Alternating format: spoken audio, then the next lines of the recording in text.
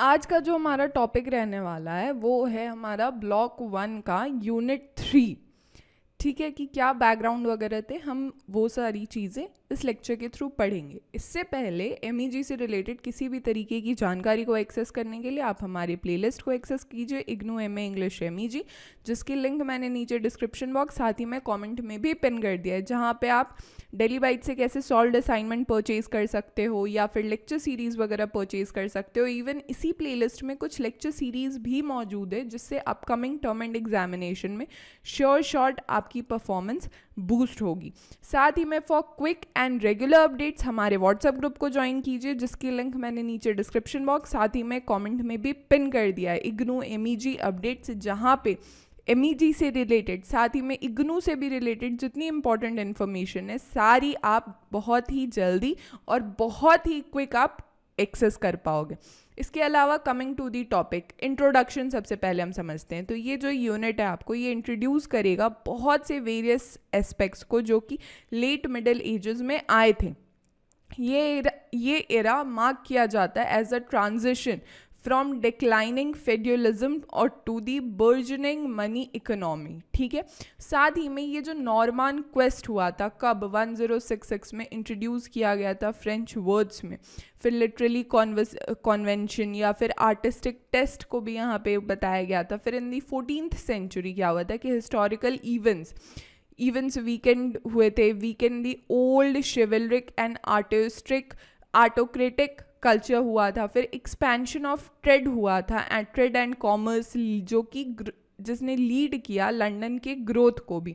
इन सब के अलावा the convention of romance and realism जो कि चौसर के टाइम से भी विटनेस किया जा रहा था as a revival of alternative words. ठीक है, जिसने सर्व किया as a medium for social and moral protest. अगर हम हिस्टोरिकल बैकग्राउंड को देखें तो उस टाइम पे चौसर की जो पोइट्री थी किसके साथ, उसकी कॉन्टेम्प्रेरी के साथ रिफ्लेक्ट करती थी सोसाइटल शिफ्ट को जो कि यूरोप में हो रहा था, जहाँ पे दिखाया जा रहा था कि कैसे डिक्लाइनिंग हो रहा है फ्यूडलिज्म का, कहाँ से to a burgeoning money economy में। ठीक है, और साथ ही में राइज हो रहा था एक मिडिल क्लास का, जो एक हम कहते हैं ना जो कि एक मिडिल क्लास थी, जिसे कार्ल मार्क्स के टाइम पे भी मतलब कार्ल मार्क्स ने अपनी मैनिफेस्टो वगैरह में भी इंट्रोड्यूस कर रखा है।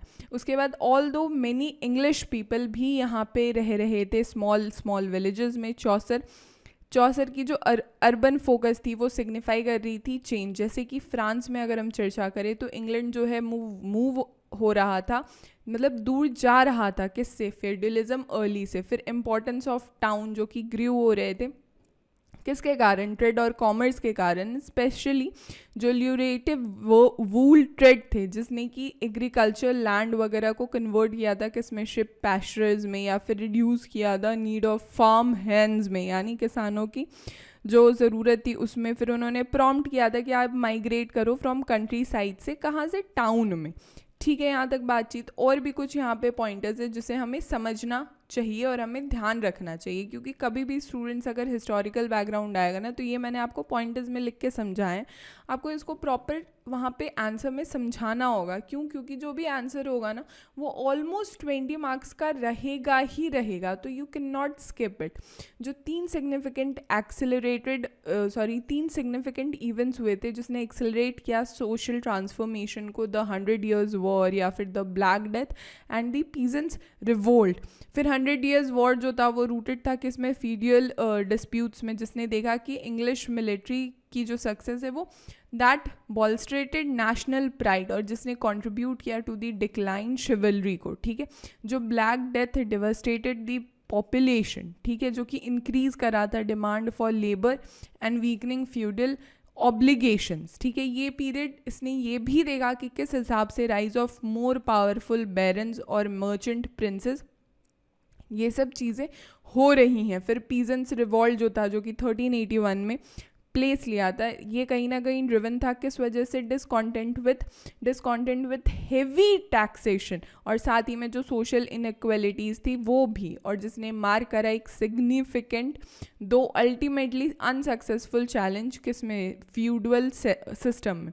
डिस्पाइट ऑल दिस, ये जो अनरेस्ट थे, जैसे टाउन कंटिन्यू रहा to the thrive and characterised by a blend of trade, और जो कि guilds and vibrant public life, ये सारी चीज़ें भी बताई गई। जो लंदन की बसलिंग इन्वायरमेंट थी, जो कि उसके mix with its mix of churches, या फिर हम यहाँ पे देखें टेवन्स या फिर मार्केट्स एंड डाइवर्स ड्वेलिंग्स, ठीक है, जिसने प्रोवाइड किया कलरफुल बैकड्रॉप फॉर चॉसर्स वर्क और उनके लाइफ के रिगार्डिंग, ठीक है। अब अगर हम आगे बढ़े, थोड़ा सा कल्चरल बैकग्राउंड भी आप यहाँ पे समझ लो। हमने इससे पहले इंट्रोडक्शन देखा, उसके बाद हिस्टोरिकल बैकग्राउंड। यहाँ पे 3-4 मेजर पॉइंट्स है जो आपको कल्चरल बैकग्राउंड में भी जान लेनी चाहिए। जो चौसर की डेप्रिसिएशन सोसाइटी थी, जो कि कैंटरबरी टेल्स में दिखाई गई है, उसने एक ट्रेडिशनल डिवीजन फॉलो किया है 3 स्टेट में। एक है nobility night, the common people 3rd state, and the clergy, जो कि इस्लेस्टिस्ट थे, ठीक है। हाउएवर उन्होंने बहुत ही डेलिबरेटली ओमिट कर दिया था जो एक्सट्रीम ऑफ अरिस्टोक्रेसी थी या फिर सर्वडम था, या फिर जिसने ऑफर किया था इंस्टेड ऑफ बॉर्जर्स पर्सपेक्टिव, जो कि फोकस करते थे किस में, राइजिंग ऑफ मिडिल क्लास में, ठीक है यहाँ तक।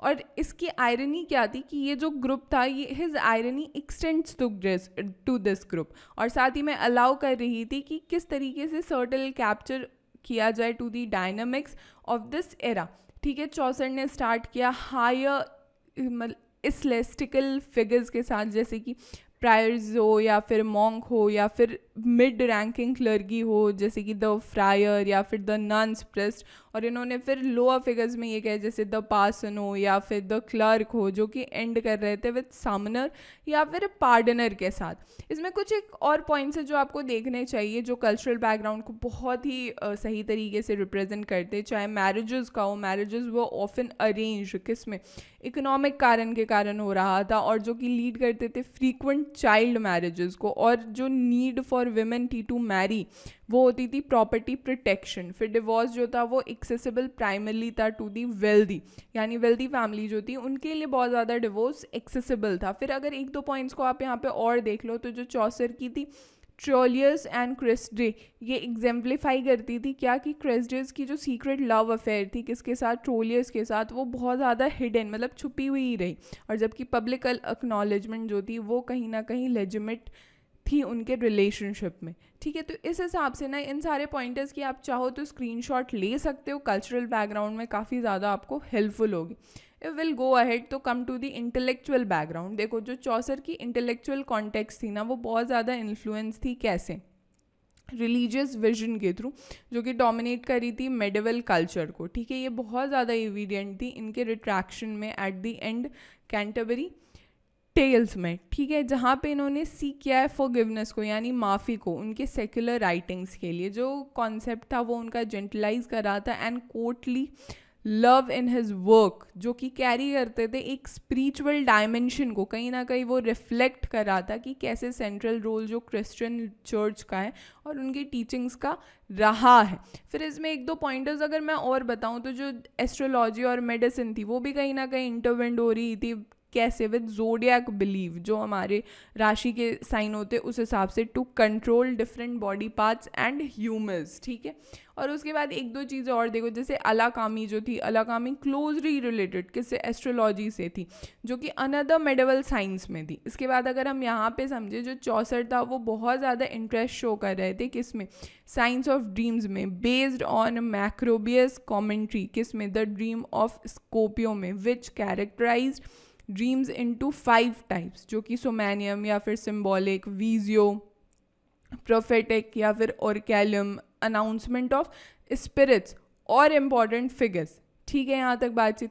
इंसोमैनियम जो कि रिफ्लेक्ट कर रहा था dreamers physical state and phantasma delusion, ठीक है। यहाँ तक बातचीत। अब देखो थोड़ा सा ना लिटरेरी बैकग्राउंड को भी आप समझ लो कि क्या लिटरेचर का या किस हिसाब से चीज़ें वहाँ पे प्लेस ले रही थी।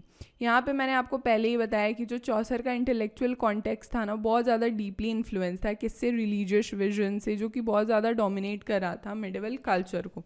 This is evident in his retraction at the end of Canterbury tales, जहाँ पे उन्होंने माफ़ी वगैरह मांगी अपनी सेक्युलर राइटिंग्स के लिए। तो इस तरीके से भी ना लिटरेरी बैकग्राउंड को आप समझ सकते हो, क्योंकि ये बहुत ज़्यादा ही मतलब सेम है, ऑलमोस्ट चीज़ें काफ़ी ज़्यादा यहाँ पे कॉन्टेक्स्ट जो है वो क्लियर कट रखा गया है कि किस हिसाब से इंटेलेक्चुअल बैकग्राउंड और जो लिटरेरी बैकग्राउंड है वहाँ पे चीज़ों को प्लेस किया गया है, चाहे मेडिवल कॉस्मोलॉजी हो जो कि फिटलॉमिक है या फिर विथ जियोसेंट्रिक यूनिवर्स है, जिन्होंने साथ ही में एक साथ वो हुए किस हिसाब से गॉड के लव से influencing the cycle of nature and human fate, क्यों ह्यूमन यानी इंसानों की किस्मत को और जो नेचर की साइकिल है उसे कंटिन्यू रखने के लिए।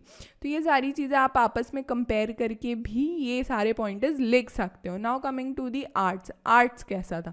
तो इन आर्किटेक्चर जो लिटरेचर था या फिर इंग्लैंड जो था वो ग्रेजुअली डेवलप हो रहा था, कैसे? एज अ नेटिव वर्जन जो कि इलेबरेट करते थे फ्रेंच गोथिक स्टाइल में, ठीक है। जो गोथिक आर्किटेक्चर होता था कैरेक्टरिस्टिक ऑफ मिडिल एजेस, जो कि कंबाइन करते थे flippant with the serious, grotesque with the sublime and the copious detail, जो कि एस्थेटिक कंट्रोल था। दिस वर्सटाइल स्टाइल जो था वो कहीं ना कहीं अलाउ करता था इंटीग्रेट एंड इलेबरेट डिटेल्स को, जो कि मेंटेन कर रहे थे angular simplicity of the spire को, ठीक है। जैसे ही हम आगे बढ़ेंगे by the latter half of 14th century क्या हुआ कि जो परपेंडिकुलर स्टाइल था वो कहीं ना कहीं प्रिविलेंट हो गया। कहाँ पे?